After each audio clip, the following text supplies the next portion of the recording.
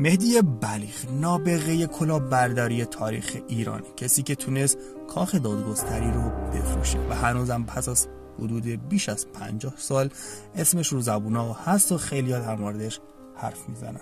سید مهدی بلیغ زاده شهریار تو سال 1297 به دنیا آمد. کسی که در دوران مدرسه شوش چندانی نداشت، اما علاقه فراوانی به خرید و فروش، قوانین کشور و مسائل حقوقی داشت. به عنوان شاهد کار مهدی بلیغ میشه به فروش کاخ دادگستری اشاره کرد و چیزی که پس از گذشت سالها هنوزم رو زبان خیلی هست. داستان فروش کاخ دادگستری از چه قراره؟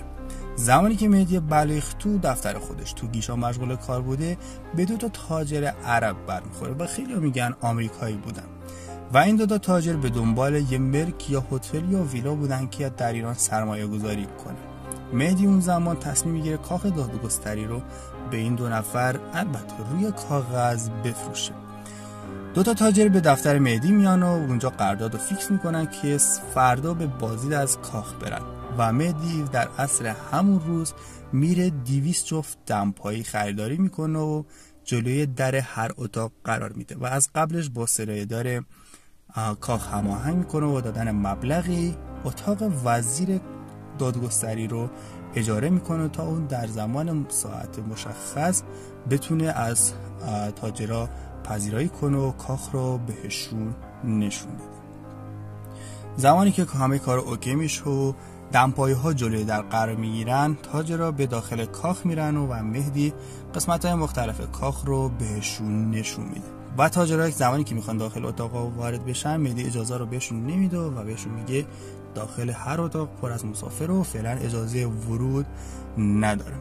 مهدی با دادن پیشنهاد خیلی مناسب تاجرها رو وسوسه میکنه و به عنوان پیش پرداخت مبلغ 500,000 تومان اون زمان رو بهش میدن تا اینکه قرارداد رو می‌نویسن و برای 10 روز دیگه آماده میشن که قرارداد رو نهایی کنن. فردای اون روز مهدی به مصر میره و تاجرها به کاخ برمیگردن و میبینن که اینجا یه محل کاملا اداریه، خبری از مهدی هم نیست و هیچ کاری ازشون بر نمیاد و هیچ جای شکایتی هم وجود نداره. مهدی بلیغ تو هوش و ذکاوت فوق‌العاده بود و کارهای واردات هم تو چند سالی که به عنوان واردات کفش انجام میداده هیچ مبلغی رو به عنوان گمرک پرداخت نکرده. اون ترفندی که مهدی داشته کفش پای راست رو از یه مرز و کفش پای چپ رو از یه مرز دیگه وارد میکرد تا اینجوری هیچ گونه مالیات گمرکی پرداخت نشه که فوق‌العاده بوده در اون زمان. مهدی بلیغ پس از مدتی تصمیم میگیره با دو تا از دوستای خودش به اسم مهدی نظری و هوشنگ مجتبی تو سال 1327 یه باند سرقت بزرگ تشکیل بدن. 3 تا نابغه که میتونستن کار فوق‌العاده انجام بدن. در این میان پیمان میبندن که کسی که تو این باند دستگیر شد یا به هر وجهی به دردسر افتاد 2 نفر دیگه کمکش کنن. اما در این میان اولین نفری که به این دام میفته مهدی بلیغه. مهدی پس از مدتی به زندان میفته و چون تحمل زندان نداره به برادرش نامه مینویسه و ازش میخواد که به سراغ 2 تا دوستش بره و از اونا کمک کنه تا آزاد بشه.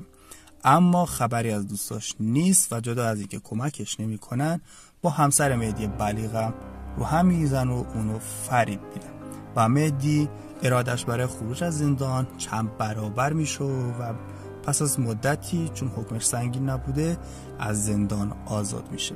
مهدی بلیغ برای گرفتن انتقام یه خونه رو تو منطقه قلهک اجاره میکنه و پس از اون به دنبال 2 تا دوستش میره.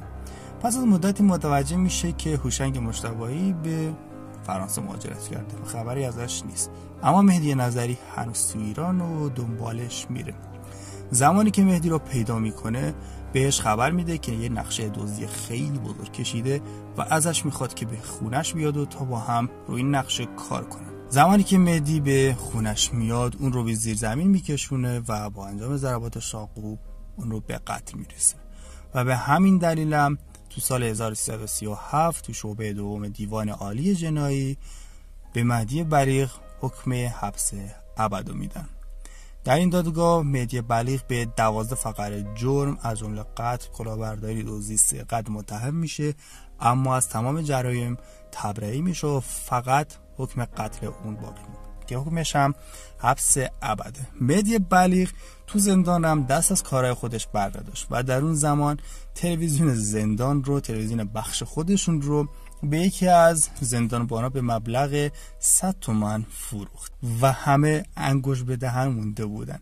با این حال مهدی بلیغ تو دوران زندان به مطالعه و شناخت قوانین ایران پرداخت و در اون زمان به عنوان مشاور زندانیا انتخاب میشه و کسب درآمد هم میکرد و خیلی آرام تونست از زندان آزاد کنه.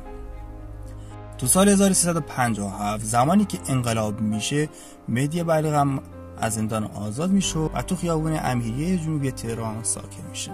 مهدی از بیکاری و بیپوری دست به جابجایی مواد مخدر میکنه و زمانی که داشته 5 کیلو تریاک حمل میکرده زیر پل سید خندان دستگیر میشه و یکی از افسرها در حین بازجویی اون رو میشناسه و دوباره به اتهام اعتیاد و همراه داشتن مواد مخدر دستگیر و تو سحرگاه 20 فروردین 1360 به همراه 6 نفر دیگه تو خیابون ناصر خسرو تهران تیرباران میشه و این دستور به توسط صادق خلخالی امضا میشه. این هم بود از زندگی نامه مهدی بلیغ. امیدوارم دوست داشته باشین. اگه سوالی بود کامنت ها برامون بنویسین. مرسی که تا ویدیو همراه هم بودین. خیلی مخلصیم.